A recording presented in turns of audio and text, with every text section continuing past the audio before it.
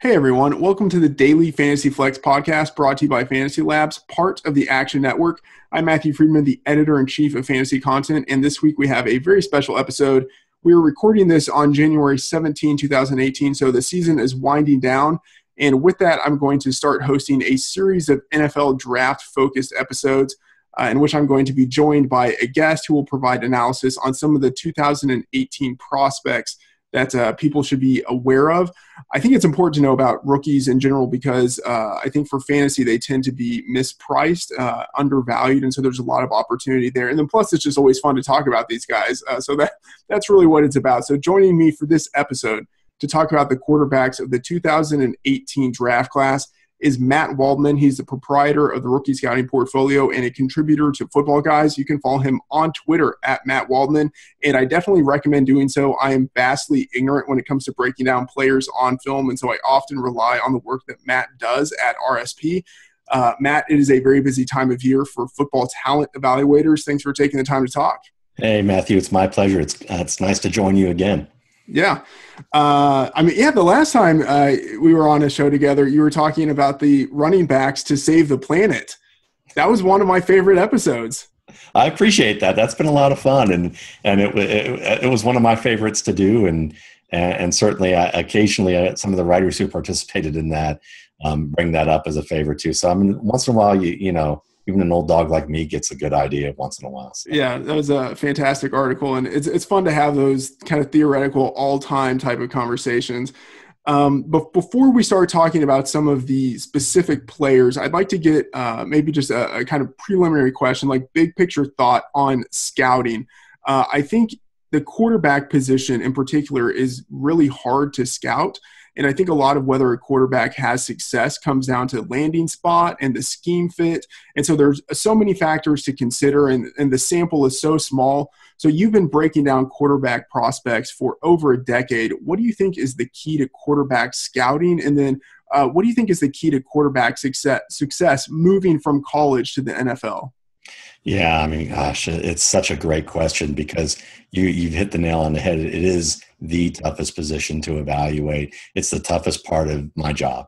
It just really is because there's the factors that are involved that some of the most important factors aren't even on the field. It's about whether they're willing to work and work smart and whether they're willing to demand enough from their teammates and coaches and do it in a way as a leader to get what they need to get. And so when you think about it, everyone, always says the quarterback's the CEO of the team. That's not right. The CEO of the team is the CEO of the team. The quarterback, if you're going to make that type of analogy, he's the operations director or operations manager of the team, and probably more the operations manager. He's the guy that the team, the GM and the coaches and the owner, they sell the dream to the fans of what's going to happen.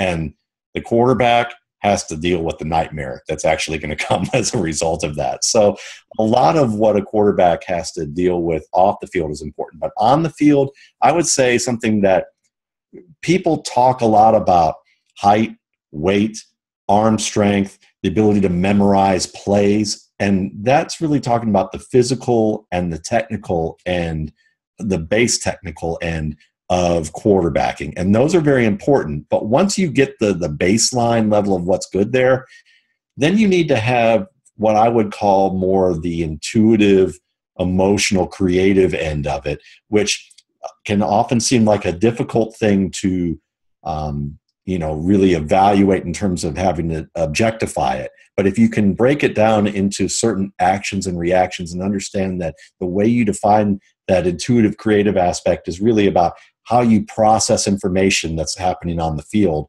and be able to find the right solution, as well as being able to create solutions and incorporate your technique and physical skill and your knowledge of the game in a way that you're making good decisions even when the play as planned breaks down. And also when things don't work and you have to deal with that next play or that next quarter or that next game after you've had a bad one, do you go into the tank, or do you remain consistent and find solutions to some of the problems that were plaguing you, in previous games, seasons, or, from that level and being able to grow from that. So when you're looking at players on the field, oftentimes it comes down to, can they process all this information together? Because good leaders, some of them, they may not have everything, but they combine enough of the skills that are good to be able to make other teammates better and to make themselves effective and productive along with that scheme fit. All right, really fascinating there. And I'm sure some of that comes into play when evaluating the top guys in this draft. So I think it's a fascinating draft, and I'm fascinated by every draft, just like I'm fascinated by every football game. But this draft in particular, we have 3 quarterbacks who all could go conceivably in the top 5. So there are a variety of opinions about these guys. We have Sam Darnold, the redshirt sophomore from USC. We have Josh Rosen, the junior from UCLA, and then Josh Allen, the redshirt junior from Wyoming. Darnold, as far as my research shows, is the youngest quarterback prospect ever. Rosen has the reputation of being a guy who has a pro-ready skill set, but some personality issues. And then Allen is almost a caricature of a boom-bust prospect. I'm curious, what are your thoughts on these guys when you've evaluated them so far? What do you see on film? Yeah, and it is really a fascinating class because, last year, me and I think it was Inside the Pylons, Mark Schofield and I think we were talking about this at one point in an RSP film room, podcast that I do. And we were talking about that. We thought that the 2017 class was probably going to end up being underrated and even better than what people think the 2018 class would be. And I think now that we've looked at the tape a little bit more, I know that I feel that way still. I feel like that there's some good prospects here, but I think the last year's class was better in a lot of regards. And when you look at a guy like Sam Darnold, he's got those skill sets you're looking for from the physical and the base technical. He finds a second and third option in progressions. He can read the entire field. He has a good feel for where the backside routes are and, when he's supposed to avoid pressure and climb the pocket. So all the kind of ABCs of quarterbacking are there. And you can see that, and he can throw the ball sometimes off balance with general accuracy. And when I say general accuracy, what I mean is within the range that a receiver should be able to catch the ball if he's not impeded by, another defender. When I think of pinpoint accuracy, I think of that as the higher level, the expectation that you should have in the NFL, which is the ball should be within range to be able to catch it in stride and not have to make any type of major adjustment unless it's being dictated by him throwing the receiver open due to where the zone defender or the man-to-man defender is placed on him, and it's either a back shoulder fade or a zone route where he knows he doesn't want to throw the guy in stride into a safety who's heading down for him. So when you look at Sam Darnold, he has a lot of good general accuracy in a lot of ways, but he's got to learn to generate pinpoint accuracy, especially after he's moving around the pocket. And that's the difference between the Tom Brady's, Drew Brees's, even Jared Goff's last year, Russell Wilson's of the world, and guys who, get those opportunities to be starters, but the teams after a while are kind of like, I wish we had somebody else. So he doesn't. There are times that he doesn't really read the field as well as he needs to with underneath coverage. He tends to make the same mistakes over and over again with certain types of reads in zone, especially underneath zone defenders, and he can get reckless and too reliant on his arm. It's a very common issue with a quarterback of his athletic set, his arm talent, and playing at a big program where he's been leaned on to make big plays. The same thing could be said of Josh Rosen, Josh Allen. When you look at Josh Rosen, he was an elite high school prospect. He was known as a big time, smart, heady player with great technique.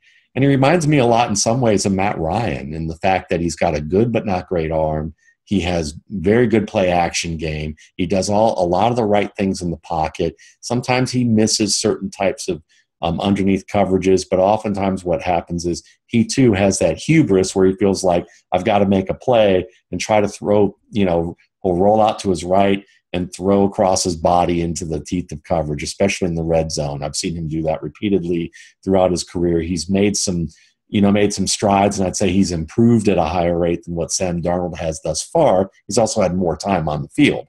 But Rosen, to me, has the best chance to be probably the most well-rounded quarterback of this class in terms of the traditional pocket passer who wins from the pocket with controlled movement, but also can roll out and do a lot of things that Matt Ryan does. The personality concerns, I mean, I don't go usually high in the character, but I would recommend there's the Rich Eisen show did a segment with Trent Dilfer, the former ESPN analyst and former Baltimore Raven quarterback who does the Elite 11 camps. And when you get an honest assessment from a guy who says, look, me and Josh Rosen didn't like each other in high school. And I heard about this from a quarterback coach years ago, that Josh Rosen and him got into an argument during one of these televised segments in the classroom portion about a play. And basically it was, if you know the movie Finding Forrester with F. Murray Abraham, it was kind of one of those moments where Dilfer played F. Murray Abraham and Rosen played the precocious, genius in that sense. And at the end of it, they both kind of lost their cool apparently. But Dilfer said, look, I lost my cool, but Rosen probably could have gotten away with doing this. I wouldn't have been able to.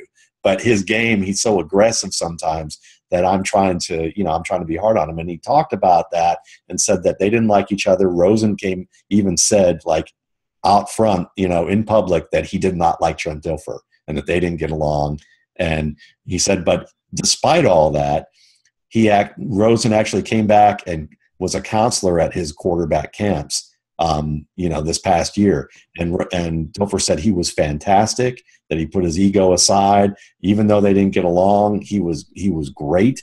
And he told Rosen, he goes, the reason I did it is because I could see that you were great, and I was trying to be hard on you about a lot of things. He said, but Rosen has truly grown as a person. And he didn't get into Stanford he got into Stanford, but he didn't get the scholarship and get the shot he wanted because he said something that was so off-putting to the coaching staff before they were going to sign him that they rescinded their offer. And it devastated him. It was the place he always wanted to go. And he wound up not going there. And yeah, you hear the things about he's a partier and he's somewhat entitled and all these different things. But Dilfer went on to say, he said, Rosen of all the quarterbacks, he's the hardest on his coaching staff. And a lot of turnover happened early on at USC when he first got there. He was the hardest on his coaching staff, but it's because he demanded the most from them.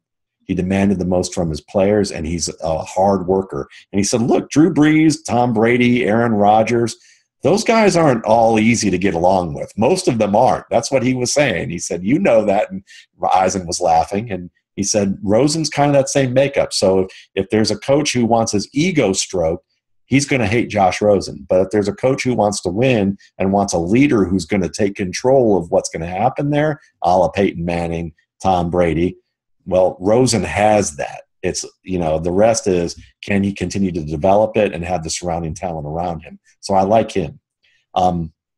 Josh Allen to me doesn't belong in the first round. I mean, I got to say it. And it's just because, he is that old school template of big arm, big body, athletic ability. And we think we can teach that ability to process information and to respond to adversity. And all that's going to happen with experience and the right coaching, even though coaches coach to scheme far more than they coach technique in the NFL. It's up to the player to find a veteran, work with an extra to learn how to learn to do these things. It's really incumbent upon them to do that at that next level. And when you look at Josh Allen, I mean, his they often compare, I did a comparison between he and Lamar Jackson, and we'll talk about Jackson later, but when you look at the two, people characterize Josh Allen as this pocket passer who's got this huge arm and is going to turn into like what everything people want him to be. But when pressure hits, he breaks the pocket very fast. He loses control of, what he should be doing technique-wise. He does not have quiet feet, the ability to make incremental movements to stay within a space where he can throw efficiently. So he loses his technique. He often loses track of where his receivers are, or he tries to throw the ball in the situations where he should know better, where that he shouldn't be throwing there. So he tends to be the guy that when pressure hits and when things happen where you're demanded to tie everything together and process information calmly, he's the one who loses it the most. And I did a comparison of these two players, and if you based on the, I guess I'd say, stereotype of how they look at quarterbacks, you would think Josh Allen was Lamar Jackson and Lamar Jackson was Josh Allen if you were to actually look at their tape based on what people say. That's really interesting. The thing that gets me with Josh Allen, and I agree with the assessment that he shouldn't be in the first round, but with the hype that is surrounding him, it seems like he has a real chance of being drafted high. But he went to junior college first and completed less than 50% of his passes at junior college. That just seems unfathomable.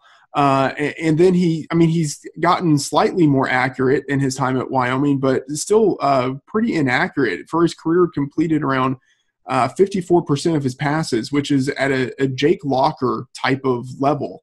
So I don't know. It's kind of baffling to me that there's this first round hype that surrounds him. But I guess that's what happens when there's a guy who has some of the characteristics he has. But I guess looking at the teams that are in the top five, so you have the Browns picking first and fourth, you have the Giants and the Colts. The Colts, presumably with Andrew Luck, aren't looking for a quarterback, and then you have the Broncos at five. Out of those teams, and then with the quarterbacks that we have there, do you see any potential fits where, regardless of maybe whether it's realistic for Darnold to slip to five or something like that to the Broncos, but do you think any of these quarterbacks match up well with those teams and with the coaches they have, the players they have, and the systems that they run? I think that they match up well on paper with pretty much all of them.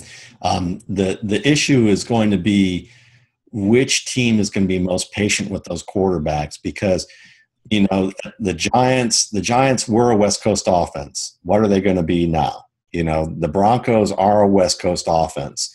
You look at the Browns, they're definitely a West Coast offense.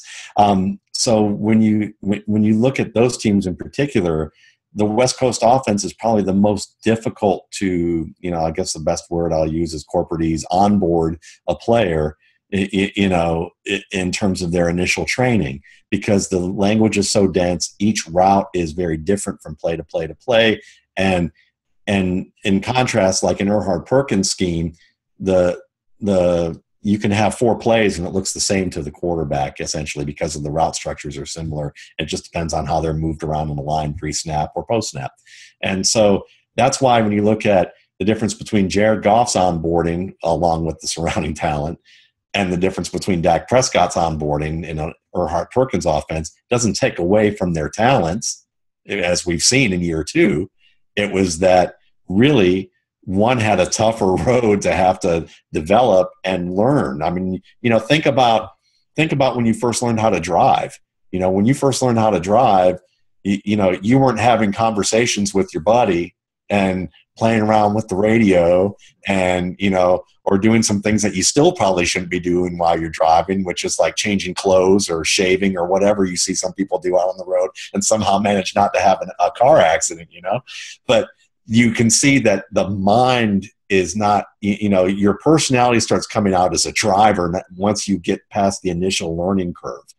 And so when you have to go through a high learning curve, the personality of your quarterbacking, what makes you good, what makes you special, all the things they wanted, gets sublimated. It gets repressed from the fact that you're thinking rather than reacting to the speed of instinct, because it's not ingrained learned behavior yet.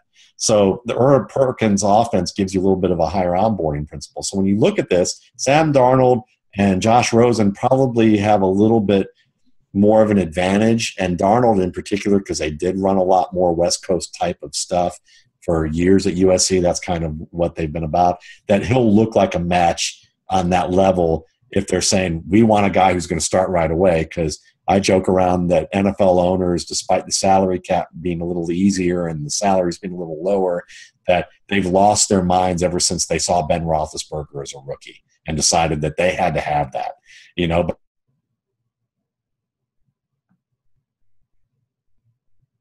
Patriots, the Packers, the Seattle Seahawks, Kurt Warner when he went to Arizona, teams like that who They happen to either acquire a quarterback, and the Broncos in recent years with Peyton Manning, they either acquired a veteran and had a team that was built up, or they happened to discover a guy that turned out to be better than they had drafted him in terms of the range that they got him, and they didn't demand him to start right away. Or they knew he was good and they jumped at the chance to hold on to him while they had a really good quarterback. Like, oh, I don't know, Drew Bledsoe, if you're going to say they thought Brady was good, which I think is debatable. And then, and then with Brett Favre and Aaron Rodgers, which I think they knew Rodgers was good, but they knew they had, and it was just that was really the great example. So all those teams could be good fits, but they need to take their time so that these guys get onboarded a little slower and they're not put in immediately, because with bad surrounding talent, if they don't have the offensive line, then they get forced into bad habits and making bad decisions because they're reacting too quickly and they're having to overthink things, and they're taking punishment because they're not playing to the speed of instinct. And when they are, it's usually because they're panicking or reacting to things that they shouldn't be reacting to. Hypothetical question about this. So John Dorsey, the GM with the Chiefs, when they drafted Patrick Mahomes, and drafted behind Alex Smith, so clearly with the intention of kind of taking a professional red shirt for a year. And then also with the Packers, whenever they drafted Aaron Rodgers to sit behind Brett Favre, he has the number 1 pick. I mean, there's the possibility that they could, even if they draft a quarterback number 1, they could still have this mindset of being okay with a long-term vision in mind of having that guy sit on the bench for a year as a backup and learn the game from the sideline. Is there one of these guys that if you were a GM and you had that long-term approach in mind where you think, okay, I'm going to have this guy on the bench for a year, maybe 2 years, knowing that, is there one that you would feel strongly about drafting with that in mind, knowing you could develop him in that way? Yeah, and it's probably not going to be the guy, other than Josh Rosen would be the top one of those 3 guys we talked about. There's a guy, I think, in your second round tier in Lamar Jackson, who I actually think would be a fun one, too, to let him sit a year like that. Josh Rosen is going to be more ready than the other guys, and you would say he doesn't need to sit. But I would love to have him sit a year and to be able to learn and continue to build this team around, get to build up the infrastructure so that he has an easier time in year 2 or at the end of year 1. Darnold, I'd feel okay about. Josh Allen, I just wouldn't want him. And I hate to say that. I mean, I hope that it works out for him and he finds a good home and he exceeds my expectations. I've certainly been wrong many times before, but when you look at a player who can't put it all together in an offense that he knows at this stage, and that he's supposed to be the star and the leader, and he has moments where he really falls apart on tape, I just don't think that that's a guy that you look at as a candidate. If you have 3 candidates and you have one who, I don't care if he graduated, he's got an MBA from Harvard Business School and he has a 4.0 and he was on some sort of business review and had an internship with some top company. If the recommendations and the track record were that when pressure hit, that he fell apart and made erratic decisions and he had to be counseled on it, or he had to be reprimanded on it, I don't care if he went to all these great things and he occasionally had some really highlight moments on being a part of a team. I would rather take the kid from, from Michigan or from, or even from a community college and who worked their way, and when you put them in pressure situations, they shine. And I just feel like that Rosen was closer to that. Darnold was closer to that. And the mistakes they made were more explainable, more logical, more rooted in this is immature and he shouldn't have done that. But these are things that are you can teach them not to do that. They're going to grow out of that. Some of Josh Allen's behavior, when things got bad, he compounded his own mistakes. That's a harder thing to kind of deal with. It's kind of like stage fright. When you see he may be a great musician, another analogy of music, but, you may have a great musician in practice, but when he gets on stage, if he has stage fright and suddenly starts playing out of tune and out of rhythm and can't, forgets parts and doesn't read the music well and isn't taking cues and listening, it doesn't matter how good he sounds in practice or when he warms up. And I feel like that Allen has some of those moments, and those are the concerns for me.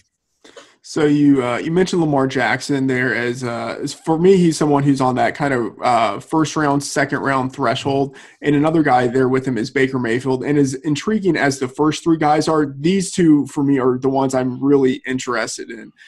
Mayfield, he has the height limitations, but he had incredible college production, and then Jackson.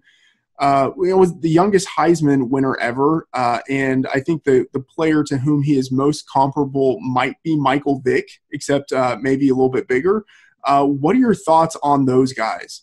I think they're fascinating too, and I'm a big Lamar Jackson fan. The more I've watched him, because I was expecting to hear a guy who doesn't read defenses, a guy who breaks the pocket at every chance. He's a runner. They want to try, anonymous scouts want to try him out as a wide receiver, though.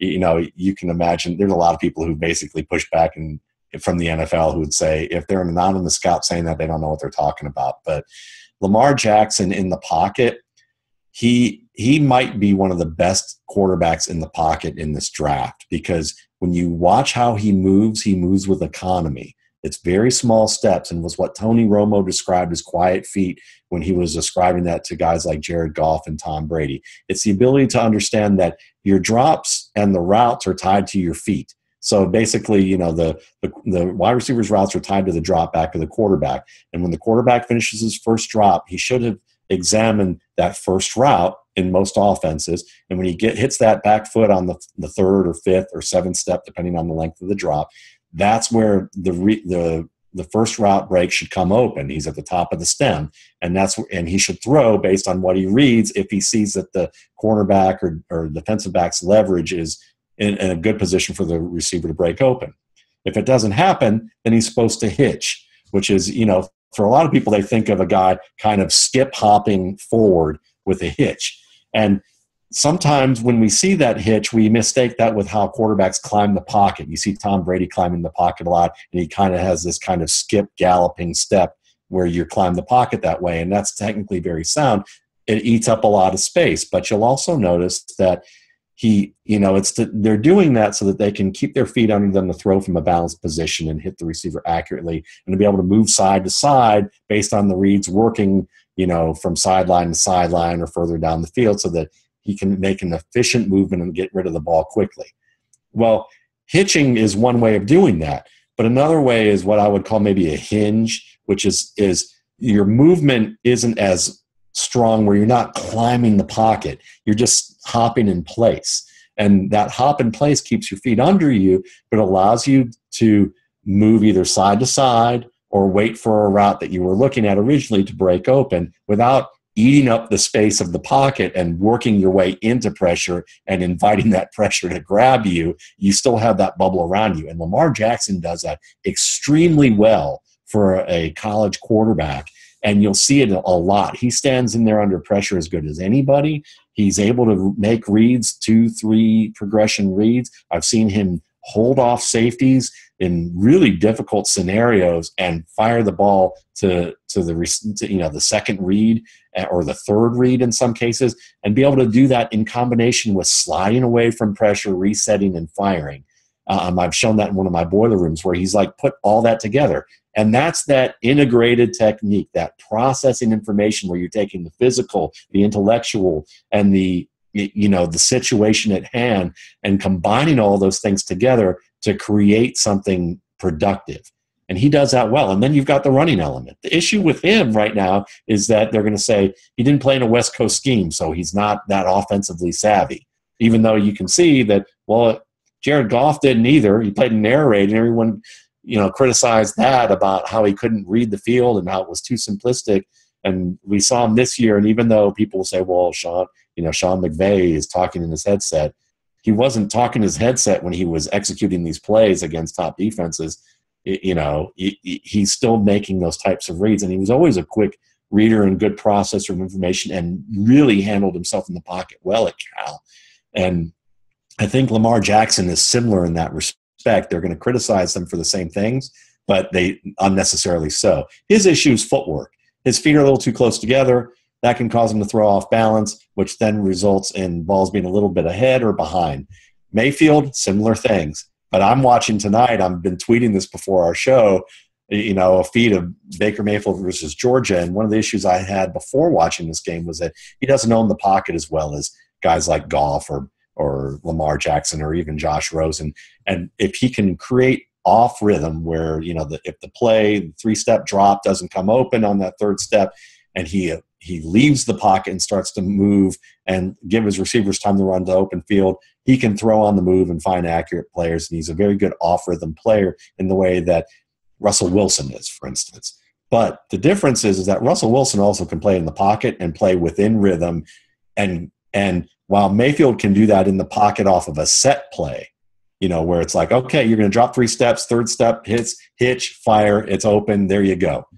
But if it's 3-step drop, hitch, receiver falls down, now he's got to look to the next read, and the pressure starts climbing the pocket, and he's got to climb a little bit. He doesn't like staying in that pocket, and he can't create his own rhythm to hit the receiver accurately or find that next receiver in the progression in a way where he's not going to be off balance or, basically creating more issues for himself.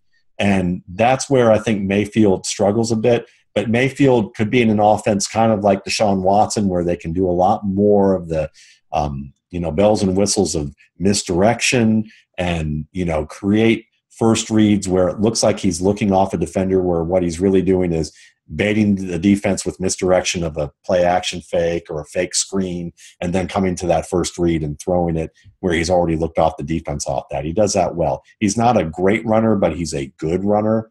So I think Mayfield to me is a little overrated.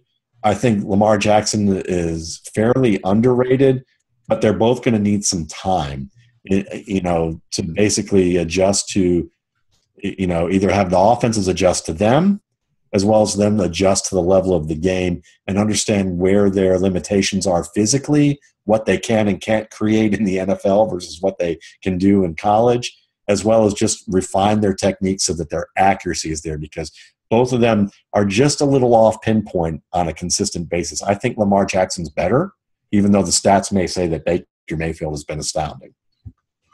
It's interesting. You just mentioned accuracy there. And so I'd like to ask a question about that. So, as you mentioned, the statistics would point out that Baker Mayfield has been fairly accurate. Jackson, less than 60% completion rate for his career. When you see something like that, I guess, one, like how much attention do you pay to a number like that? But how do you interpret that or I guess attribute that to some sort of cause that makes you think that even with a number like that, he could still be good in the NFL? I think what I'm looking for more than anything is there a technical reason for some of that? It's a combination of things. Is it a drop? Is it a technical reason? Or is it a scheme-influenced reason? And when I look at situations like, a good example would be Mayfield. Mayfield's plays, there are a lot of one-read plays in his offense. It doesn't mean that he can't make progression reads. It just means that he has a lot of easier plays in terms of their extensions of the run, in terms of how they throw the ball. And they're schemed well enough that they work, and you're playing in college where you may have 4 to 5 really strong NFL caliber athletes, not even talking about whether they have that upstairs or not, compared to the NFL where everyone was a star and everyone was savvy up here, and that level of difference means that the level of errors per play, per game that you have to be much lower at the NFL level. So when you look at Mayfield, a lot of his plays, he can throw the ball downfield, but you see a lot of it is read option with a slight roll and fire to a receiver, and he's your one read and he's wide open. The screen play, wide open, and it's usually wide open plays where he's not doing a lot of sophisticated work from the level of manipulating a defender. And if he is, it's because the play's designed to let him be that. Whereas with Lamar Jackson, I see more, more progression reads. I see him having to deal with more pressure and having to evade and throw and reset and fire and having a higher difficulty of situations that he has to cope with or deal with as a thrower. And when I look at their footwork together, I see one player who handles the pressure well, but the footwork isn't an issue because of the pressure. It's an issue throughout his game. And it's something that when he has a drop plan, like when he knows that he's going to drop 3 steps, hitch and fire, his feet are good and he's very accurate. When he has to drop from shotgun and he has to make up his own drop step plan and he hasn't figured that out yet technically how he's going to do that. I know that sounds weird, but think about it. These college players only have a certain number of hours to practice. And then they have the academic component. Even if we're skeptics and say that, that players get steered to easy majors and deans have overriding power of professors who are failing them and whatever you want to accuse big programs of doing. And I've certainly seen my share of, those types of things people talk about in terms of the suspicion of that. Then even then the time element to really refine your game isn't there compared to the NFL. So for a guy like Lamar Jackson, what I see is when he has a plan and he's worked on it, his technique is sound and his accuracy is good. When it's not there, that's when he's spraying the ball.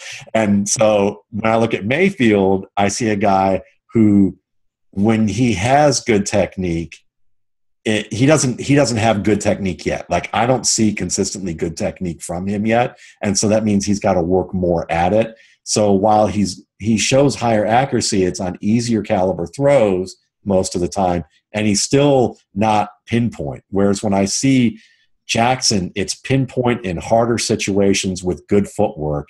And when it's bad footwork, it's not there. With Mayfield, it's either, most of the time, it's general accuracy on easier plays, and when it's hard plays, then he sprays the ball.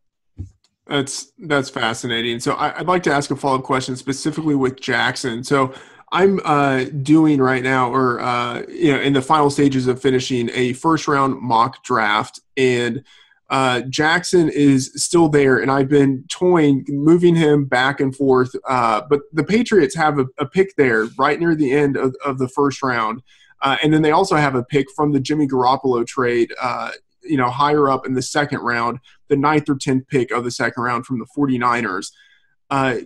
One, do you think it is reasonable that the Patriots could take Jackson with one of those picks? But then two, do you think that would be a sharp move for them and that he would work well there?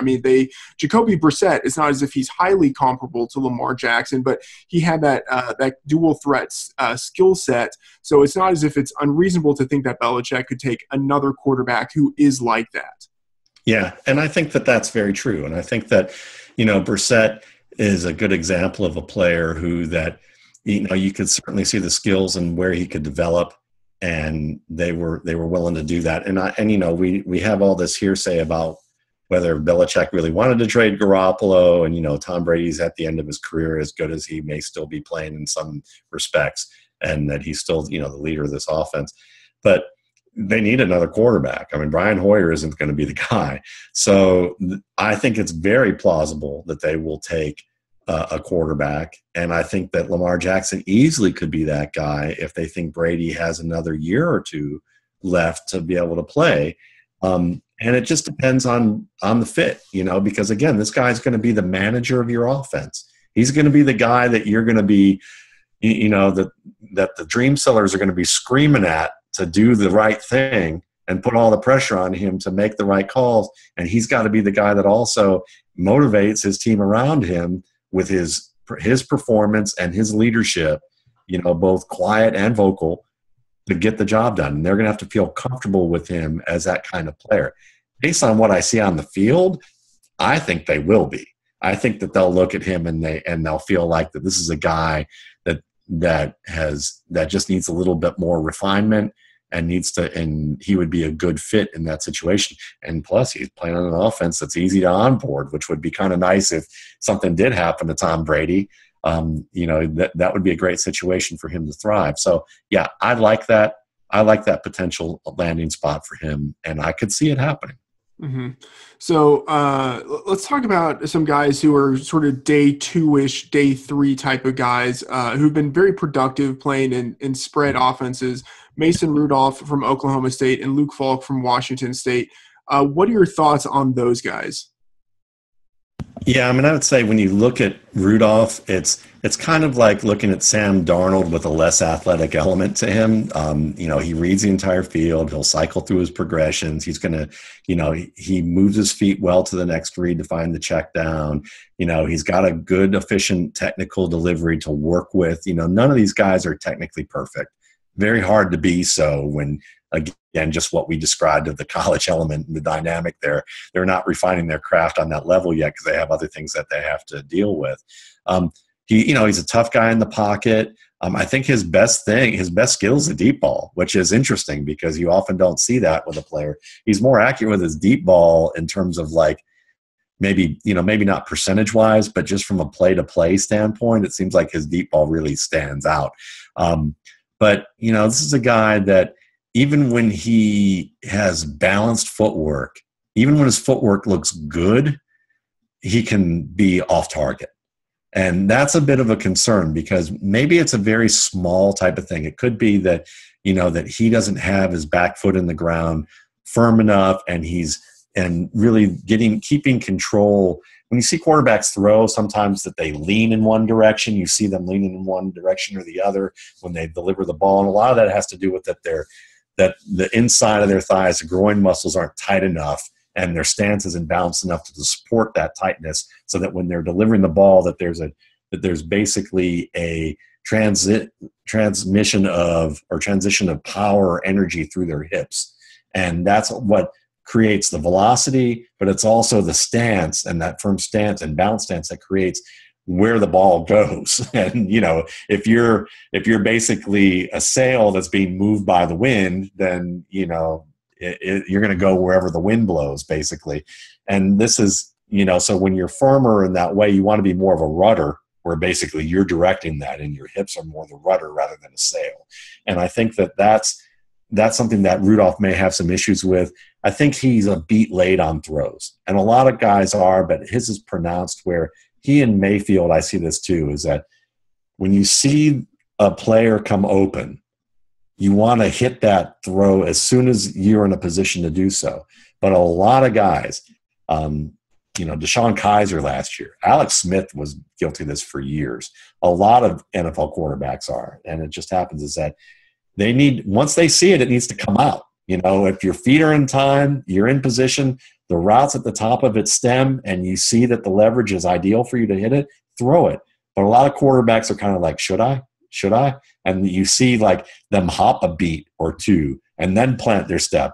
Well, if you've hopped 2 beats and planted your step to throw, that's basically 4 steps that you've allowed the cornerback to come in and cut off that route, or the safety to come across and nail that receiver, or the receiver to basically have to take 4 extra steps into a direction like that to catch the ball, when maybe, 4 steps earlier, he catches that ball, the safety's way across the field, and he only has to turn up field and he scores. I was just breaking down a Baker Mayfield play where that exact thing happened against Georgia, where he fitted into a tight spot, and a lot of analysts will look at that and say, look at that pinpoint accuracy that he had between 2 defenders to hit that guy with that throw in the red zone. That's great. And you'd say, yeah, that's good.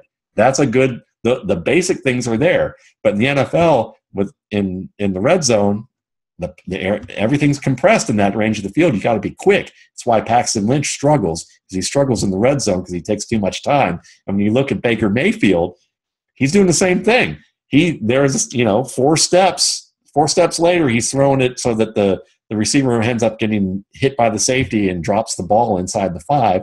Whereas if he hit it 4 steps earlier, he had the defender behind him, and the defender maybe tackles him at the 4. Most likely, the receiver catches the ball, turns inside, and walks into the end zone.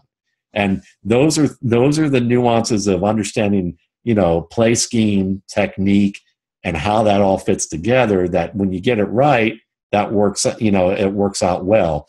And I think that with Rudolph, he's just a little too hesitant in that area. So, I have concerns about his timing and whether that he's ever going to progress past that. Is he going to be anything more than a caretaker starter or a committee guy who can give you decent work, but he's not a guy that you're going to say, he's our future?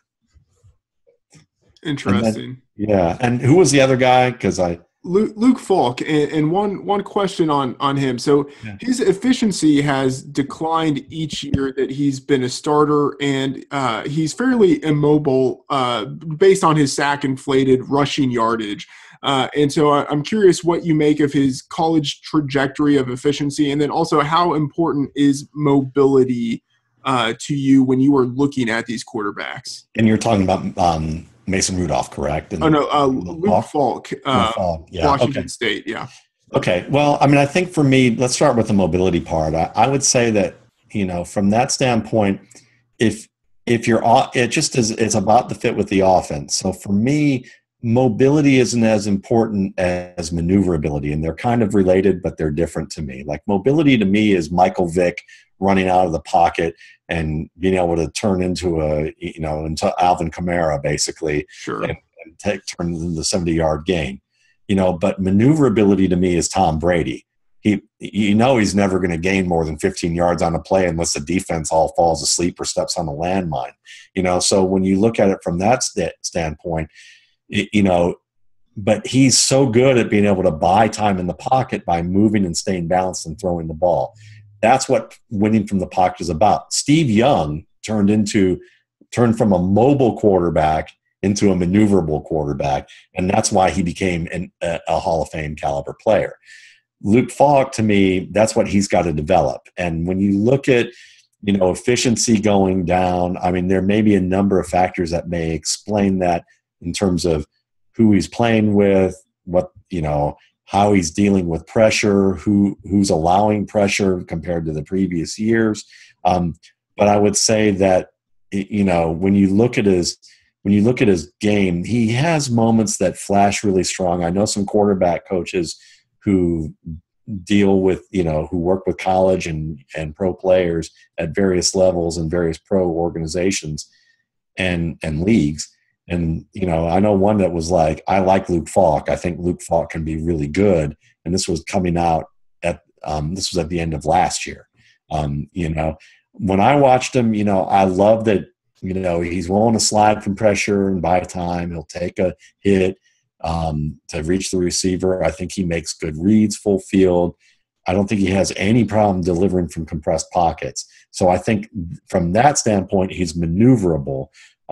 So I would wonder, and I need to watch more of him because I still haven't finished watching all these guys. But from what I've seen of him, I liked that. So I wonder, as I watch more of his 2017 tape, especially since his efficiency has gone down, as you mentioned, to see whether or not he's dealing with more pressure compared to previous seasons as I watch that tape. Because if he is, that could be an issue. What I do know is that, technically, again, he doesn't have a narrow enough base. A lot of guys throw like they're pitching baseballs, and that's what causes some of that issue that I talked about earlier. I think that he has problems where he can't keep the ball down because of that. He tends to sail throws. And I would say that he tends to get glued in place when it comes to movement at times. When he does fail maneuver in the pocket, it's kind of like Carson Wentz. And Carson Wentz, a good quarterback from what we've seen in terms of production thus far. But one of Wentz's flaws was always that while he was mobile, he wasn't very maneuverable. And his footwork wasn't great, and it would sail. And some of the problems I described with these other players, he markedly had. But he also had this issue where he would move from one direction, and then he'd have to move off. He's going to avoid a defender, and then he was going to switch to his next read. And while he moved away from the defender, he never adjusted his feet from that moving from that defender to who he needs to throw to. So he's turning in one direction with his feet planted in the ground the other, and the ball's going to sail or end up, in the dirt and being inaccurate in one way or the other because he couldn't. He tended to, it's like a boxer holding his breath during a flurry of punches that he's exchanging with somebody, or when you're in a stressful situation and somebody's telling you to breathe and you can't, and you've like held on to that. That's kind of the equivalent of like gluing your feet in the pocket as a quarterback, is that you've basically frozen in a way where you're dealing with a I don't know if I'd say stressful situation and a fast moving situation, and you're just not relaxed enough mentally and physically through your game technique wise. It's not solidified yet, and you tend to have that problem. And I think that's it. That's one of Luke Falk's problems. Interesting. So there's a cohort of quarterbacks after those two guys who I think of are all kind of day three type of players.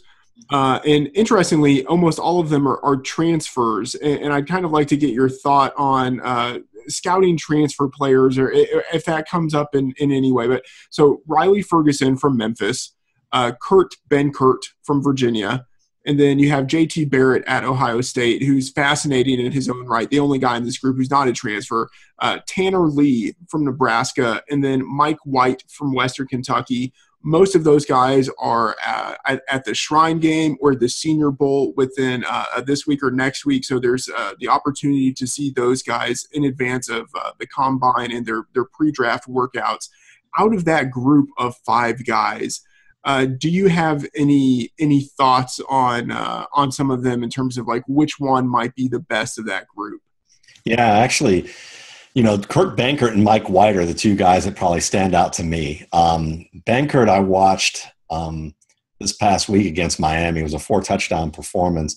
And this is a guy that, when he rolls out to his right or to the left, he can throw touch passes in the 40-yard range, pinpoint to his receiver in tight coverage in either direction, rolling in either direction. And that's a pretty good skill to have.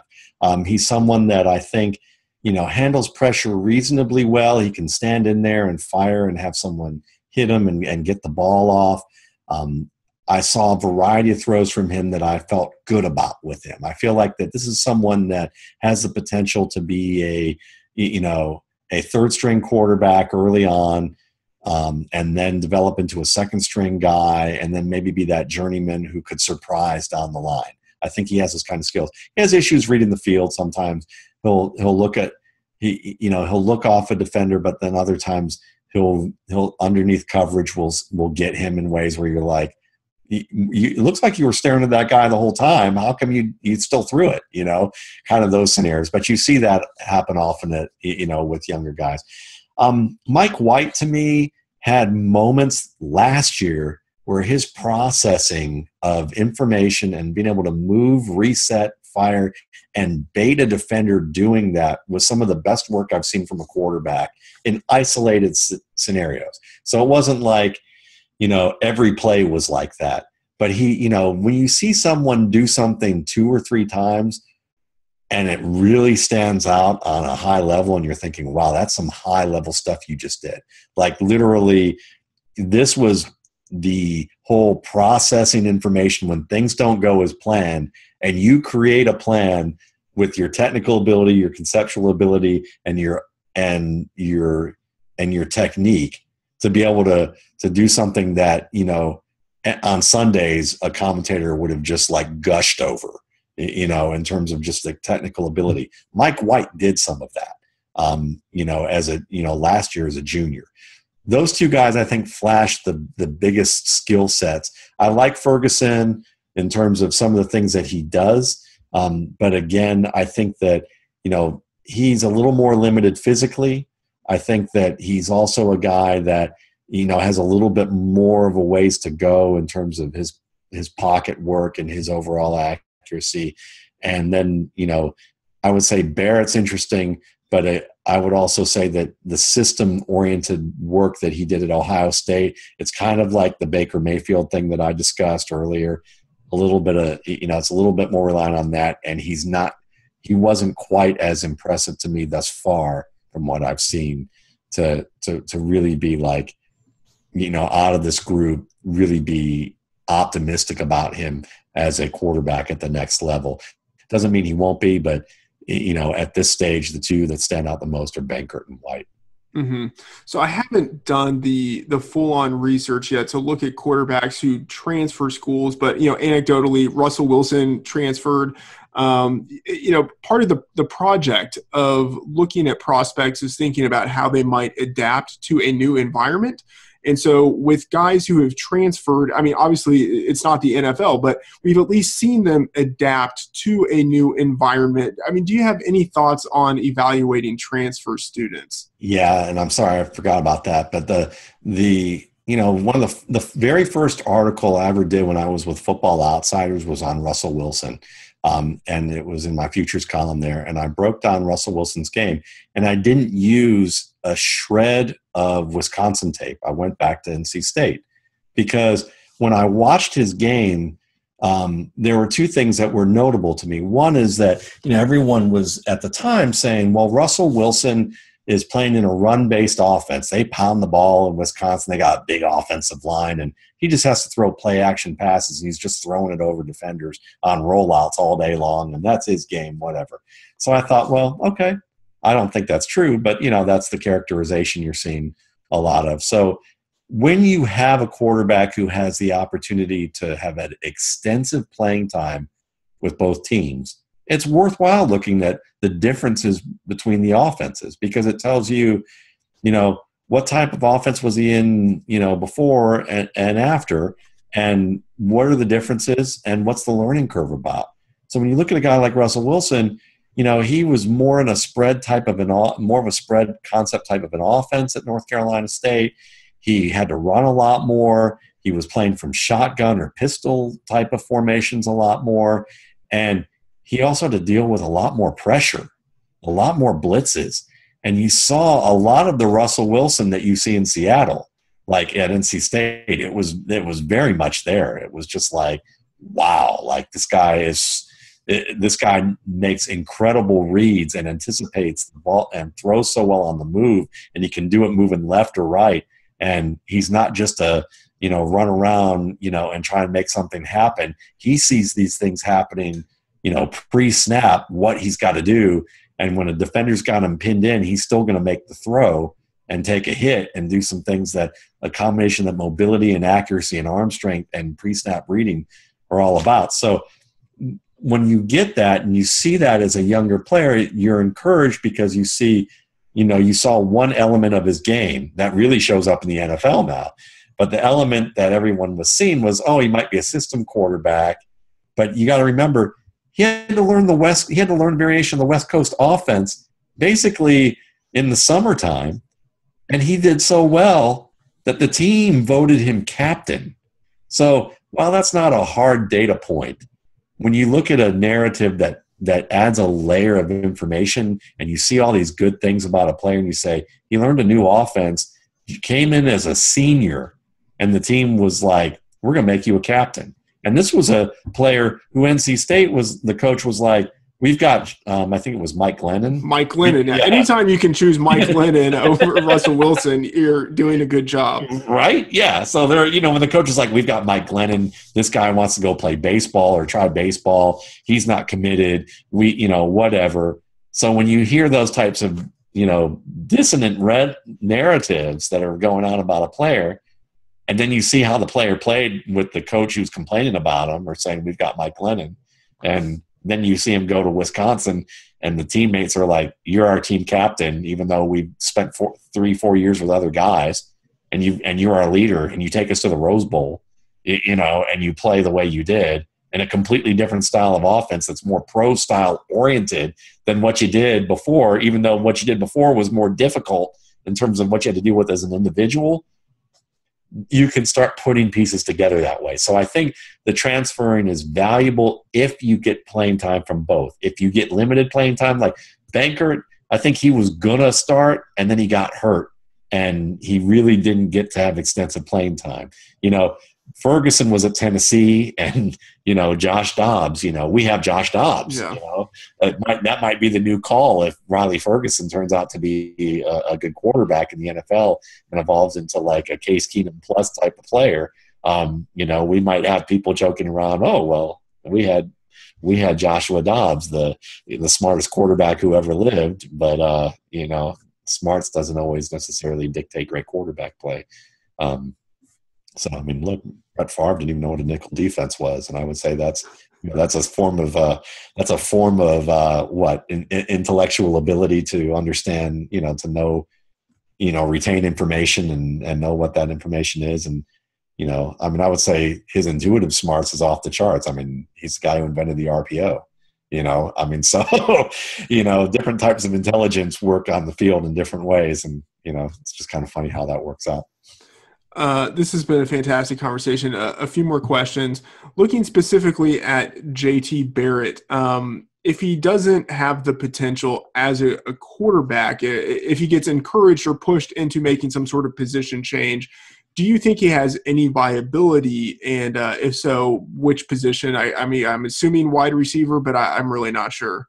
Yeah, I mean, it could be tight end too if they were, but to me, it's more about I need to see more from this year, because when I did see him, he was coming off that knee injury. He didn't look all that mobile. He didn't look like a guy that I would say, oh, he's Logan Thomas getting a shot to play tight end, or Marquise Gray, who was a quarterback at Minnesota who converted to that level. But I would say he's a big enough guy that you might see people look into those directions. But if his athleticism isn't at the level that I saw so far, I would say he's probably looking at another league if he's, Yeah.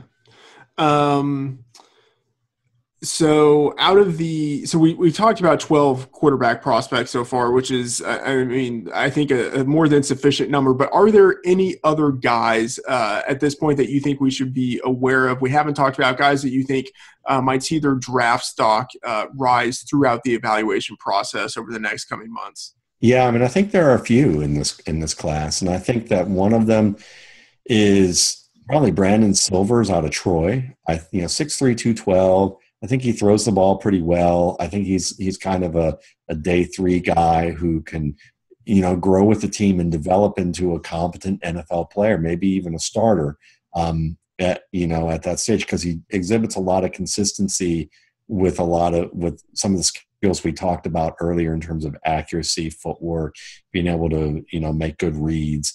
So I liked him. Kyle Lauletta, I don't know if he has the arm to really be a guy that teams are going to feel comfortable saying we need to give him a shot as a starter.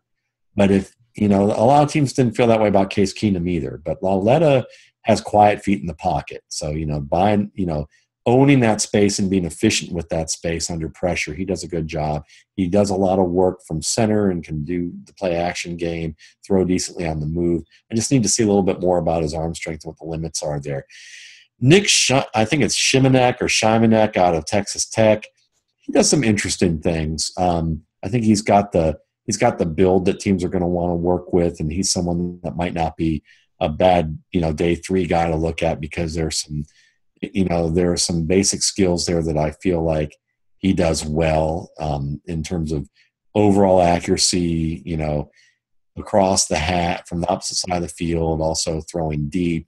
I think he's got a decent aggressive mindset there, and it's just a matter of him absorbing an offense and really integrating that in there. And then a guy that I think most people probably would just write off and probably have is Kenny Hill out of TCU. I think he had a nickname Trill Hill at one point. He's 6'1", 212, and he succeeded Manziel at Texas A&M before transferring to TCU. But if there's a guy that gives me that Case Keenum vibe, and maybe even more, it's Hill, because I think he's got a good arm. I think he maneuvers pressure off him well. He's just inconsistent. There's moments you look at him and you go, this is a top prospect. And then there are moments you look at him and you go, he's got a lot more work to do. And I think that that's the thing, is that when you see someone who has those kind of extremes on their tape, they have more work to do. But the upside is high enough that you kind of want to see where that can go. And I think that as long as he has his head on straight, and if he shows off the field the things we talked about, the ability to work, being a leader, learning how to learn fast, he might really surprise. Interesting. So final question here. Out of the quarterbacks that we've talked about, if all of them somehow magically became starters as rookies, who are the guys at the top, maybe the first one, or maybe the top two, that you think would be pretty decent, viable fantasy quarterbacks for one reason or another, like late round guys who maybe because of their legs or because of the, whatever it is, but some sort of characteristic, guys that you think actually could be productive starting right away? Yeah, I mean, I think the answer is going to be pretty interesting, because I think Rosen right off the bat, I think because he is probably the most prepared to become a franchise type of player, even though a lot of people are going to question the the things off the field in terms of attitude, personality. But I'm assuming that these players are becoming starters basically due to the fact that the teams are going to work with them in the way that they should. Or there's an injury and it's going to force them to do that on some level. So you look at Rosen, I think that he's probably the one who's the most traditionally oriented, that's going to be the most polished at this stage. After that, I think it's Lamar Jackson, because his ability to buy time, his toughness, his surprisingly good skill in the pocket, and his ability to make multiple reads. I think he's someone that can create for you in and out of structure the best out of the quarterbacks in that group. And I think that he would surprise if he had a decent team around him. And if not, I think that he could buy enough time with his legs to actually be productive. I mean, if Blake Bortles at this stage is running a lot and not even looking down the field sometimes at the level he should, and he's able to help an offense be at least productive enough, or even help them score, 45 points in a playoff game, then, I think that Lamar Jackson could do that. Especially when Blake Bortles still seems to have issues recognizing cover two, or dealing with it in the way that he should. Then the other guy is probably Baker Mayfield. And I think it's because if Baker Mayfield gets on the field, this team is going to do what they did with Deshaun Watson. It doesn't mean that Deshaun Watson wasn't a good prospect. It's just that the Houston Texans were smart in how they used him. They created offensive looks to really maximize his strengths. That's what you should do. Not everyone's perfect on a checklist across the board of what the prototype should be.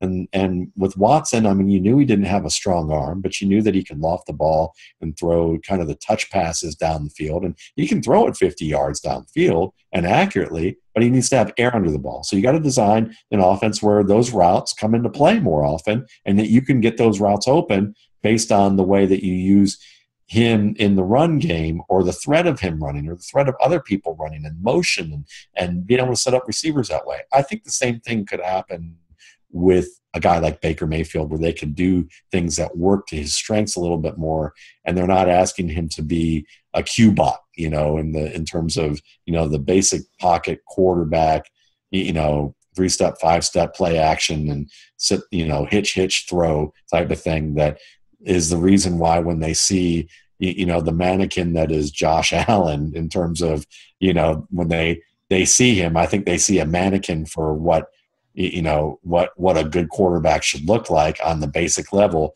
but they don't understand that the mannequin can't dress itself, and they need actual someone who is going to be able to learn and develop and handle things. And I don't mean to be that disparaging to Josh Allen in the sense that I'm calling him a mannequin, I guess, but it's just that his game and how he works, I just don't think that as we talked about earlier, they're looking too surface level. I guess that's more my point. It's not so much Josh Allen is bad, is that it's that the NFL looks at his skill level right now, and they're too focused on the wrong things. And they tend to be that way when they make mistakes. And those things are big arm, big body, and, in terms of height and weight, and can he move and break tackles? And they see that and they don't realize that they're forgetting about the processing part.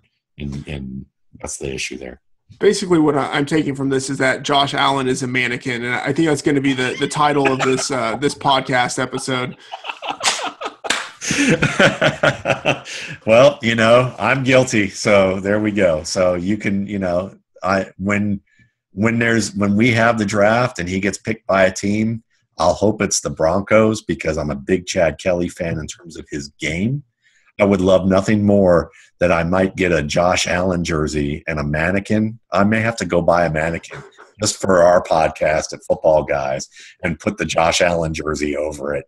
If John Elway and the Broncos draft him. And to be honest with you, if they do, I hope that I'm right about Chad Kelly, because honestly, I think Chad Kelly, outside of maybe Rosen or Jackson, would eat these prospects alive if his head's on straight. And from what I'm hearing, he's working pretty darn diligently, and he's always been a worker, and apparently he hasn't – people ask him to go out. His friends ask him to go, or his teammates ask him they want to go out, and experience some of the nightlife. He's been turning them down flat.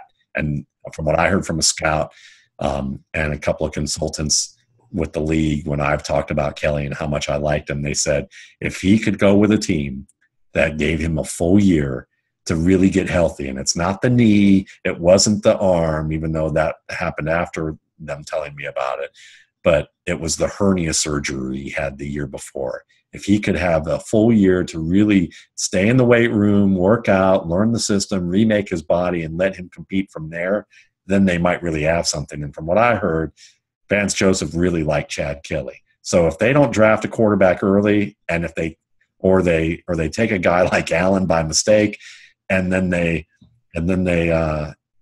have a situation where Kelly's healthy and ready to go, I would not be surprised if in a couple of years still, no matter who they take, that Kelly ends up making noise there.